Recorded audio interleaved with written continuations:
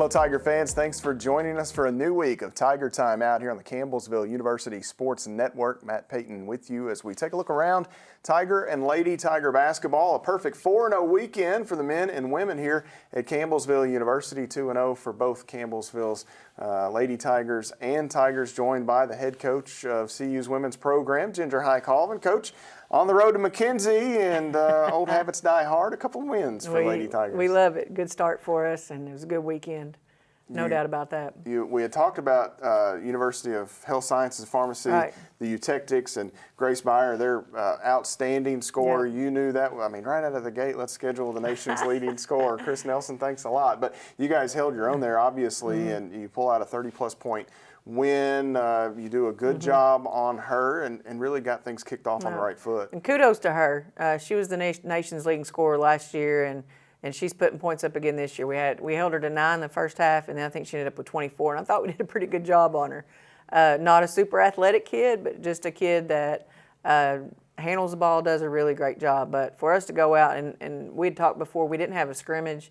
We had to scrimmage Kobe's high school team just to try to get our feet wet, but we didn't have a scrimmage going in, so it was kind of nerve-wracking going in, just wondering where we were. But I was really pleased with how we jumped out and played. You guys able to kind of slow them down offensively, obviously, but you guys kind of hit some shots and did some nice things offensively. I know that's always from a coaching standpoint, or at least for you this year, you've talked a lot about where will we be offensively. Right. You've got confidence in the defense, but figuring it out, you don't have an Ashley McGeorge Right. and different things.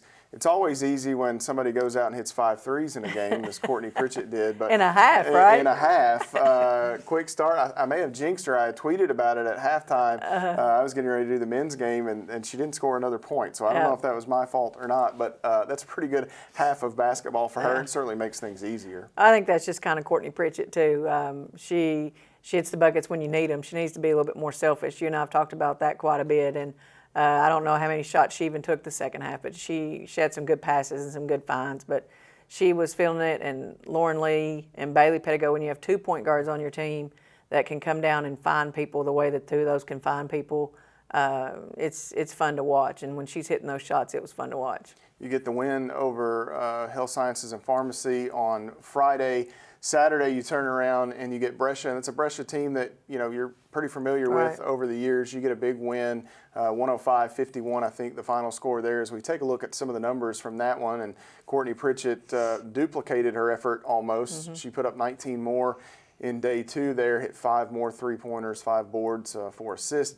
Kayla Luby making a big impact this weekend, 15 points, 5 rebounds, 4 assists for her out of that post spot, and then Lauren Lee, 14, 4, and 3 dimes for the point guard there. And Coach, that Brescia team has a lot of the same names. I'm not going to lie, I was a bit surprised at the score. They pushed Bethel on Friday, and you guys really got after them on Saturday. It's a lot of familiar names with the Payton twins and Paige Van Zant and all these kids that they have, and you guys really dominated. They're physical. They did a really good job on our post. They collapsed down on them, and we just really, I thought, got the ball out in transition against them and did the best job that we've done with that so far. But it was just good when you've got kids that can come in and score. Expected Courtney, expected Lauren.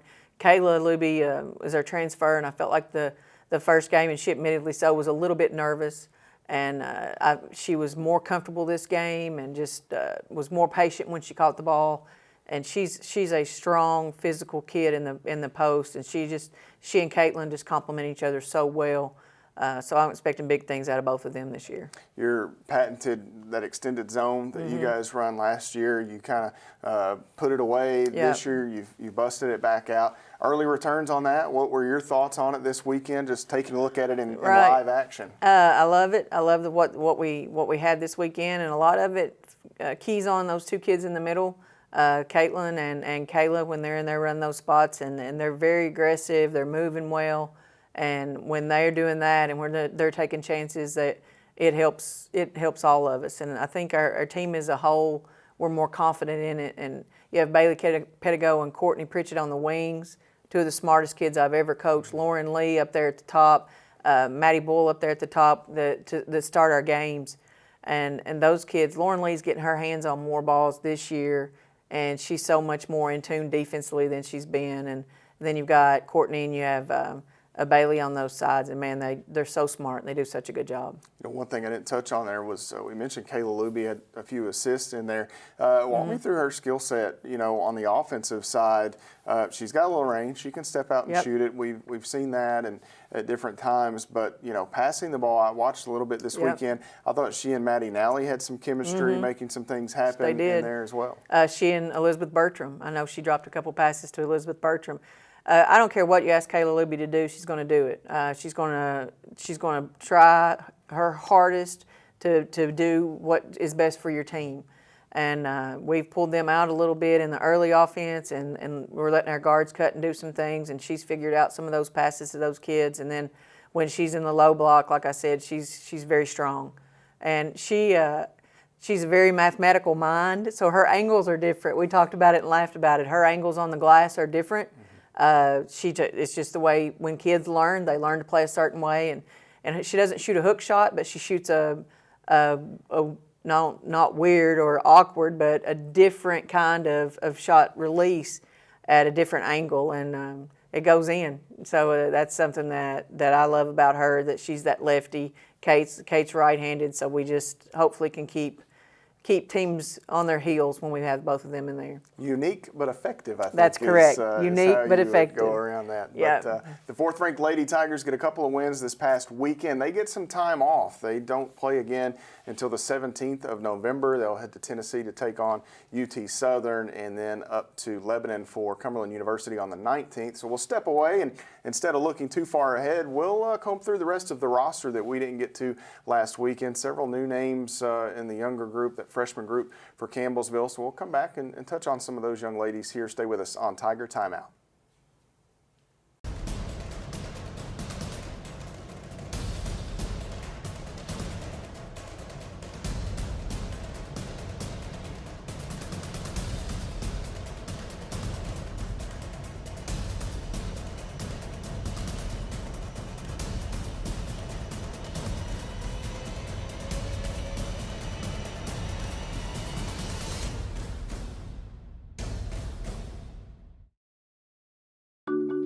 I tell my son, I love you every single day. I love you. Now, my dad has never said that to me. Not because he doesn't love me, but because culturally it wasn't comfortable for him. Now that he's a grandfather, he says, I love you to my son every time he sees him. My advice to all the fathers out there, forget the cultural restrictions. They grow up way too fast for you to waste even a single precious moment. We continue here on Tiger Timeout. Matt Payton with you in the studios here at Campbellsville University as we take a look at Lady Tiger basketball. We touched on their wins this past weekend down in McKenzie, Tennessee. They've got a little time off, and this is the point in the year, Coach, where you work on yourselves, right? You don't have an opponent to really game plan for. You've got a little extra time, and it comes at a good time, I guess. You've seen a few games, some live action, some things you might want to work on, so you get a few weeks to kind of look at that. Yeah, and this time of year, you're watching everybody else too. You're watching as everybody's getting started. You're just trying to watch a little bit of all those teams, and then at least you had 2 games under your belt just to kind of see what you were good at, what you were okay at, and what you really need to work at. And so we have 2 weeks to do that. And then I've got a couple that are banged up, one that's just kind of getting back into the groove, and I think it's a good time for us just to hone in on those things. And we have 5 freshmen, 4 playing JV. So we've got, I think, a JV game Wednesday and then a couple this weekend. So that gives them an opportunity to go play.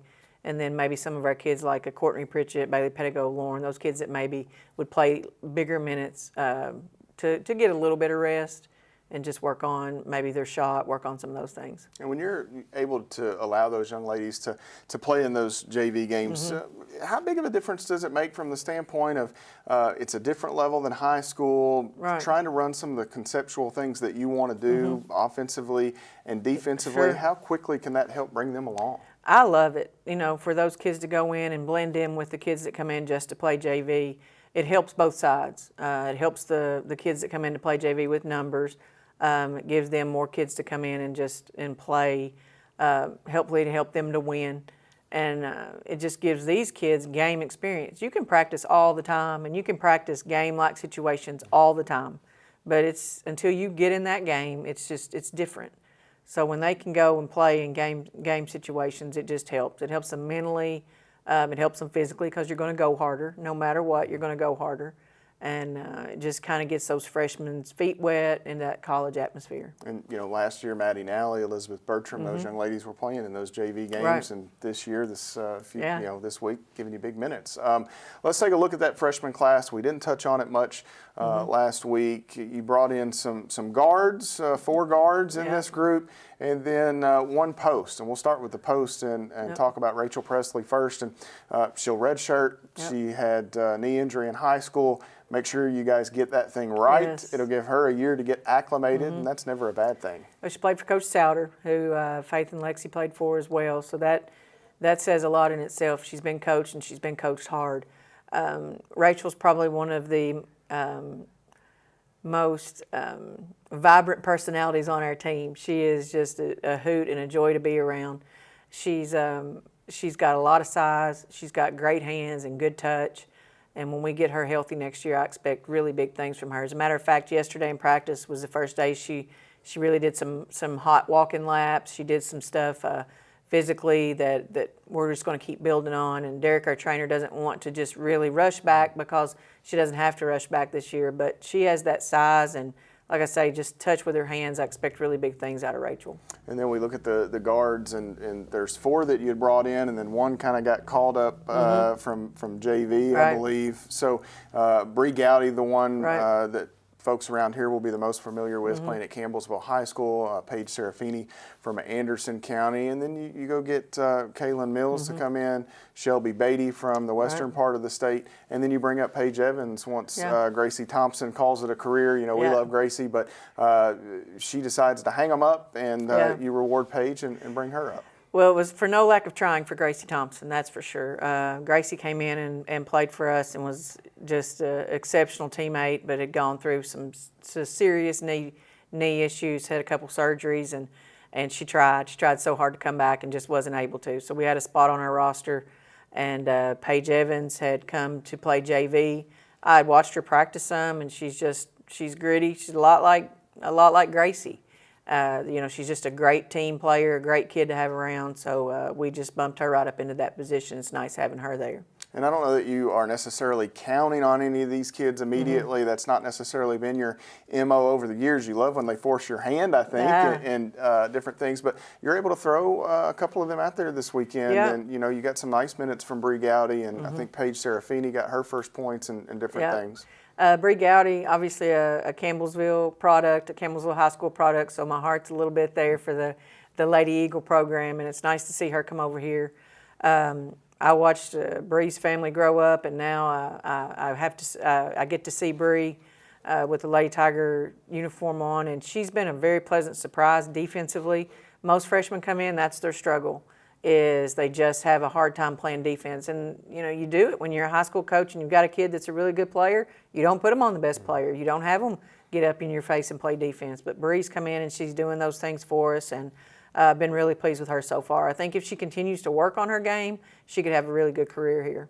Coach, we'll let you out of the hot seat. We'll let Brent Vernon hop in there. Enjoy these few weeks to kind of work on the Lady Tigers. As weird as it is for me to say, it's conference season. I know, now for that's you crazy, all. Yeah. So 2 games out of the gate, right into conference schedule for Campbellsville's women's program, the 4th-ranked team in the country. A couple of victories this past weekend, back in action on November 17th. We'll step away, take a timeout, come back and visit with the head coach of Tiger basketball, Brent Vernon, here on Tiger Timeout.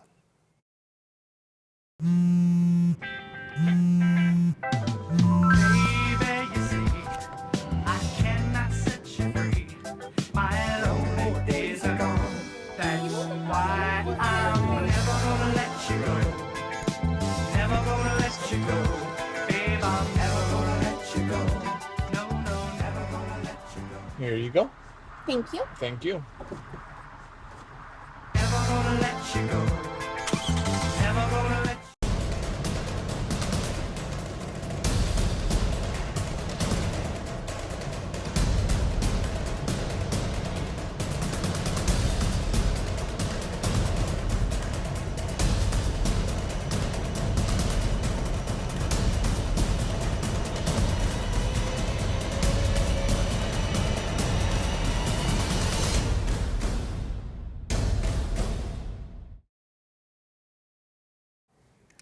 Tiger Timeout continues here on the Campbellsville University Sports Network. Matt Payton with the head coach now of Tiger basketball. Brent Vernon as Campbellsville went on the road this past weekend, picked up 2 victories as they knock off on Friday night, opening night for the Tigers, Rio Grande, and then turn around Baptist Bible College on Saturday. A couple 5-point wins. Coach, opening games of the season, always some nerves. You wonder what you've got. You're playing teams that already have games under their belts. So many things go into those first few ball games as you try to get into a rhythm, but the most important thing is get some wins. Absolutely, and it was a good weekend for us, obviously, with the 2 wins, but played two very good opponents, so we had to be prepared. I thought our guys did a great job of being locked in and focused and executing a game plan. We really did a nice job holding our composure. Both games got down early in the first half, but just hung in there and then made runs at the end of the first half of both games. And second half, I wouldn't say took control, but we got that lead and held on to it the rest of the way. I joked with you earlier this week that you guys kind of have a type right now. It was a 12-point deficit both days. Turns into 5-point wins. Not necessarily the recipe you want to go with all the time, but you made it work this past weekend. And I know getting down early, especially to a team like Rio Grande, opening night, that's got to be worrisome from a head coach's position, but you guys weathered that storm and battled right back. We did. We weathered it well. And, for whatever reason, the first night I was a lot more calm when we got down, double digits. And I think a lot of it had to do with I understood it was our first true meaningful contest. And, Rio had already played, I think, 2 games, and they had an exhibition. So they were a little more advanced when it comes to the competitive level that we were. We had some early game nerves, and I just really believed in us. We were playing extremely hard, and I knew we would end up getting a few stops, and if we got some stops, we could convert them into baskets. And like I said, we made that really good run at the end of the first half, and I thought the momentum really changed. And night 2, I wasn't as pleased. We played a little tired, and again, it was a very physical game on Friday night. But that's one of the things where the mental toughness you have to be able to overcome, and the second game of a back-to-back is hard. But I was expecting a little bit more juice out of us. But from about the 8-minute mark on in the first half, we really turned it up. And again, you sort of saw the same outcome. Yeah, you talked about that deficit on Friday. It was 23-11, midway or so through the first half. You closed on that run. It was 18-7. You got a big basket late, Keyston Brown setting one up. And it gave you guys the momentum. You were able to come out and got on a fast start in the second half.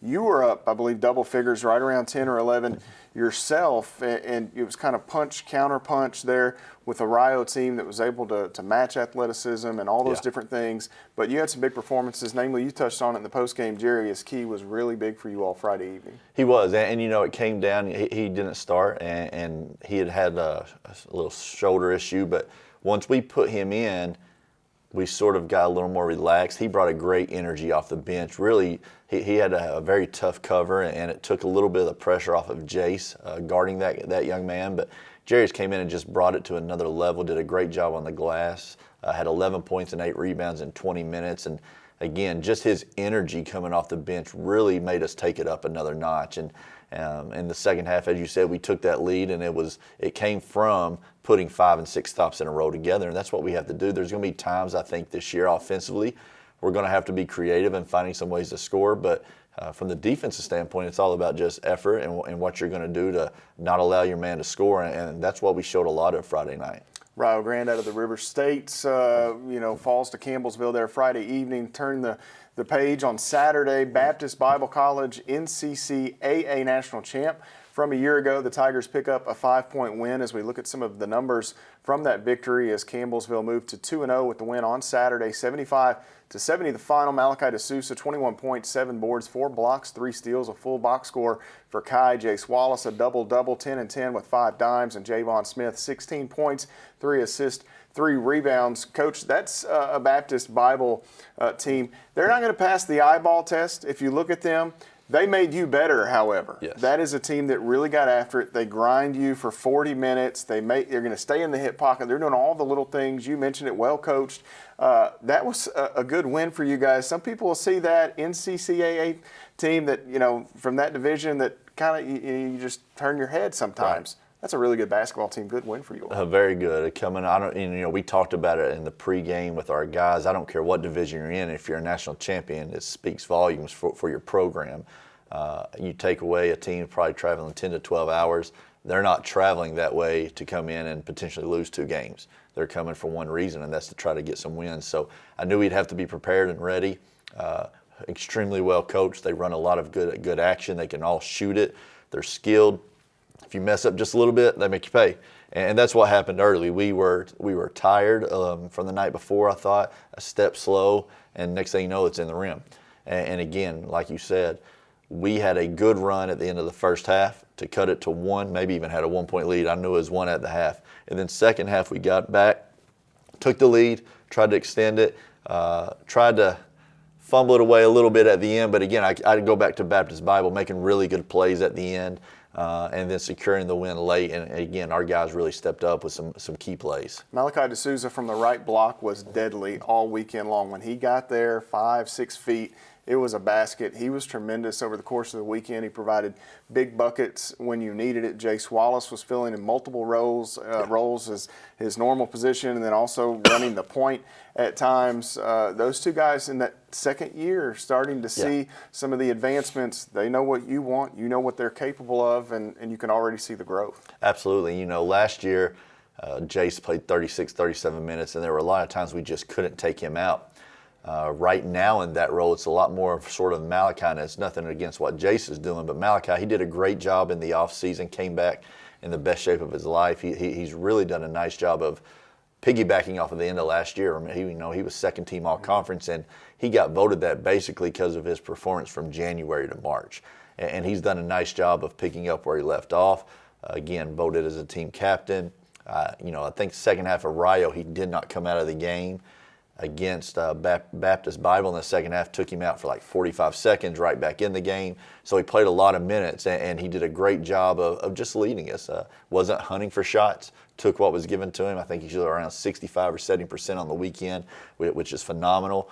But again, just what our leaders need to do. And Jace, what you're getting out of Jace every day is a guy who's prepared, ready to go, and is always going to work hard. And he sets the tone for our team. Tigers pick up 2 non-conference wins this past weekend. They'll look to duplicate that this coming weekend. They'll hit the road, head to Williamsburg. They'll take on West Virginia Tech Friday afternoon, flip over to Saturday. Alice Lloyd awaits Campbellsville. We'll step away, take a timeout, come back and talk about those matchups with the head coach here on Tiger Timeout.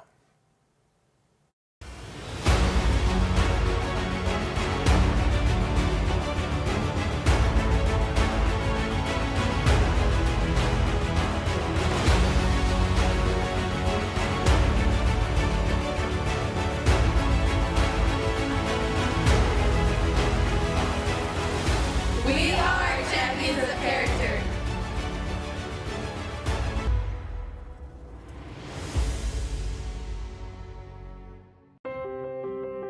When I first saw Turtle, my heart was full. Now anything but lonely. We had this deep connection, this heart connection. He just wants to be close to you and part of your life. Every day with Turtle is a perfect day. When I'm holding her, it makes me feel calmer. I think everything he does shows how much he loves us. When we adopt a shelter pet, We discover they're a little bit of a lot of things. But they're all pure love.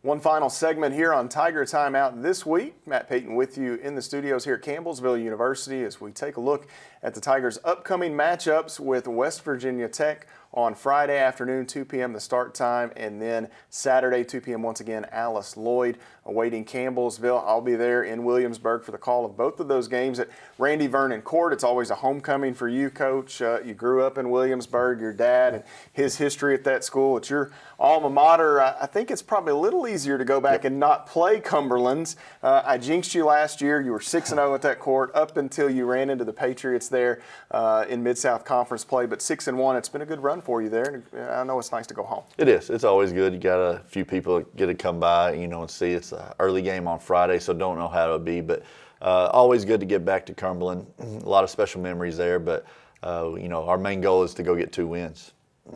You get West Virginia Tech Friday afternoon. It's a team with a coaching change. Head coach took a different job kind of late, right as school was getting ready to start. So an assistant gets that gig. They're kind of overhauling some of their pieces. They still have some really good pieces to work with, however. Yeah, they're very good. And, it's a big game when you look at some things now that we've gone one division. It's a regional game. It's an art game. They were picked first in their league preseason. They were a national tournament team last year. The tournament team that played is basically the team they have now, add a few pieces. They lost some at the break last year, but they still continue to play and get to the tournament. So they've got a lot of experience back, has some very good guards, some good athletes down low. It's going to be a really big test for us and one that I think helps us moving forward if we can get a win. And what do you expect to see from West Virginia Technical Athletic? They've got some really good wings and different things. What are you guys expecting when you match up on Friday? Tons of ball screen action. That's what a lot of teams are doing now. But, like I said, they have some good athletic bigs. They're not going to go as much back to the basket, more face-up game.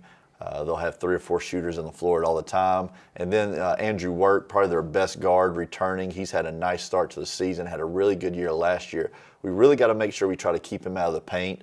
Big, strong physical guard, doesn't shoot it as well as some of these guys on the perimeter they have, but loves contact going to the rim. So we have to make sure to take away space and not let him get going and then chase guys off the line. And got to be able to rebound the basketball, which, we did pretty well this last weekend doing. From the hills of Pipapassis, Kentucky, Alice Lloyd will head to Williamsburg, and you guys will see the Eagles in a familiar face on Saturday against Alice Lloyd. Yeah, Alice Lloyd, they've come out 1-2 on the year. They've had some injuries, and they're really fighting through some things now, but, got to win on Monday night this week, and they're starting to get a little more healthy. So it's a little harder to scout. It'd be good for us to see them again on Friday after our game. But they're going to play fast. Alice Lloyd's always been a team who is known to score the basketball. They haven't done that as well early this year, but I'd take that into a lot of the injuries that they've had. I expect them to really play fast and shoot the ball. We have to know who their shooters are and keep them out of the paint to where it's penetrating kicks. But again, if we'll take care of that part of the game plan, I think on the offensive side we'll be fine. And as you said, be good to see Devontae Robinson, who's a little closer to home now and everything. But he's still trying to find his niche now as a new player. It's always hard. And Alice Lloyd's a team that I think at one time last year was around 20-0. Was one of the first few teams left out of the national tournament, and really only graduated one player. So they get some of these guys that have been banged up back. I'm going to say they've got a very nice team. They're coming in off a win over CU Harrodsburg this week. And you talked about injuries with Alice Lloyd. Let's touch on one, the one that's kind of hanging out there for you at the moment, Trayshawn Smoots, a guy that you expect to give you a ton of value and minutes throughout the season, still nursing a bit of a hamstring. It's kind of touch and go. We've got a few days to get that thing squared away, but I know it's a little dicey at the moment. It is. Last week he just didn't feel comfortable, and we understood, and it's something that with a hamstring you got to be very careful with. This week he's made a little bit of progress. We've had him out on the floor a few days, and like you said, we've got a few more days to see. I thought we were very fortunate. I think it says a lot about our team because our guys understand Trey can be a very big part of our success this year, but getting 2 wins without someone who is going to be a big part of that was very beneficial. I think our guys, it gives them a little confidence that if for some reason he couldn't go this weekend, they believe, hey, we can step up and continue to do this, which we can. So he'll probably be a game time decision just to see how he does every day in practice and the reaction from that day until the next day. But, he's working hard, and hopefully we'll get him out there very soon. Oddly enough, when the Tigers finish these 2 games this weekend, it'll be Mid-South Conference season. We won't get into that with the head coach, force him to sweat or anything too early here in the year. But, Coach, best of luck this weekend down in Williamsburg. Thanks, Matt. Appreciate it. The Tigers in action Friday and Saturday afternoon, 2 p.m. both days, 1:45 the start time on 88.7 The Tiger. I'll be there in Williamsburg at Randy Vernon Court as Campbellsville takes on West Virginia Tech and Alice Lloyd College. Thanks to Brent Vernon for joining us this week. Also the head coach of Lady Tiger Basketball, Ginger High Colvin, as well. We'll see you next time on Tiger Timeout.